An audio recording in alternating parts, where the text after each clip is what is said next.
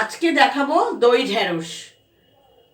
এখানে ঢেঁড়স রয়েছে ধুয়ে কাটা, পেঁয়াজ কুচি, টক দই, আদা বাটা, অল্প একটু রসুন বাটা, জিরের গুঁড়ো, ধনের গুঁড়ো, হলুদের গুঁড়ো, কাশ্মীরি লাল, চিনি। নুনটা আমি রান্নার সময় দেব। এবার দেখো তেল দিচ্ছি কড়ায়।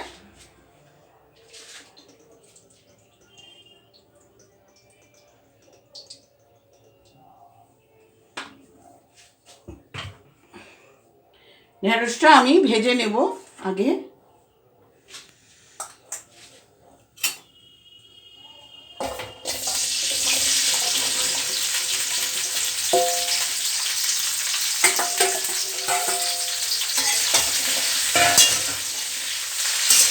আমি নুনটা এখন দেব, তাহলে ঢেঁড়সটা নরম হয়ে যাবে।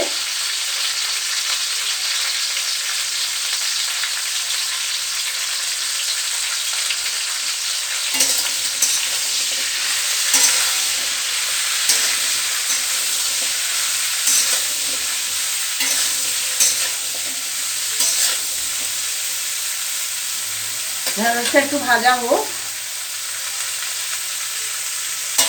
এবারে আমি ঢেঁড়সের মধ্যে পেঁয়াজগুলো দিয়ে দেব। পেঁয়াজটা দিয়ে একটু ঢেঁড়স আর পেঁয়াজ একটু ভাজা ভাজা করে নেব। আমার ঢেঁড়সটাও নরম হবে, পেঁয়াজটাও হালকা হালকা ভাজা হবে।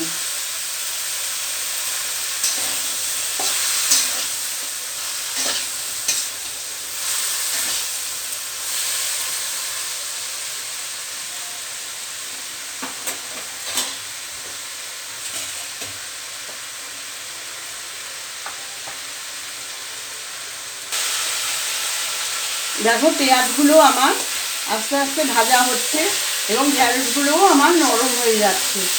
আমি দইটা আগেই ফেটিয়ে রেখেছিলাম, তো আমার আগে আরেকটু এটা ভাজা হবে।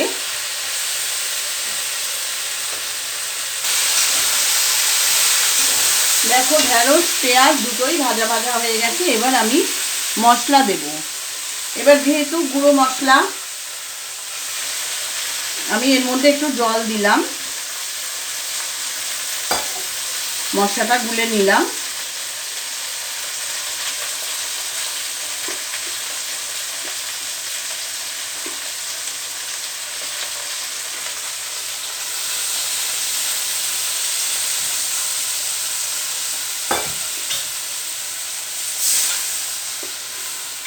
এর সাথে আদা বাটা, রসুন বাটাটাও দিয়ে দিলাম।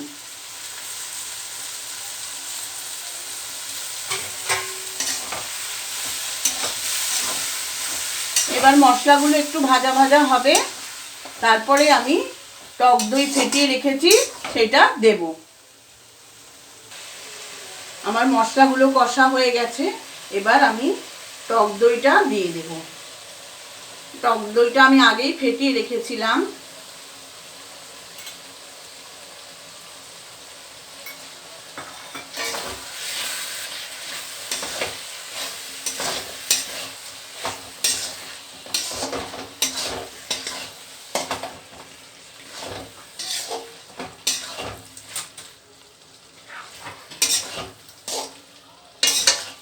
আমার এটা হয়েই এসছে, একটু জলটা টানবে, কেননা টক দই দিলে একটু জল কাটে। একটু টানুক, তারপরে আমি এটা নামাবো। দেখো আমার দই ঢেঁড়সটা কমপ্লিট হয়ে গেছে রান্না।